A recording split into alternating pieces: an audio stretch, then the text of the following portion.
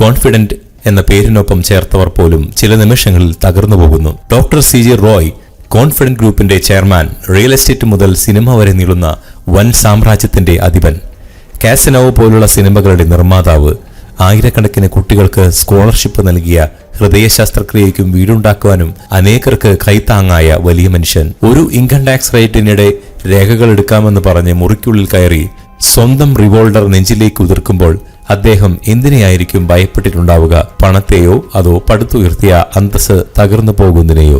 ഇതൊരു ഒറ്റപ്പെട്ട സംഭവമല്ല. ചരിത്രം നമ്മെ ഓർമ്മിപ്പിക്കുന്നത് നോക്കൂ. അറക്കൽ ജോയ് 2 ലക്ഷം കോടി ആസ്തിയുള്ള ഒരു മനുഷ്യൻ. ദുബായിലെ കെട്ടിടത്തിന്റെ 14ാം നിലയിൽ നിന്ന് താഴേക്ക് ചാടുമ്പോൾ അദ്ദേഹം എന്തുമാത്രം തകർന്നിട്ടുണ്ടാകണം. മുത്തൂറ്റ് ജോർജ്, മുത്തൂറ്റിന്റെ ഗ്രൂപ്പിന്റെ അമരക്കാരൻ, ഡൽഹിയിലെ കെട്ടിടത്തിന്റെ മുകളിൽ നിന്ന് വീണ് മരണം.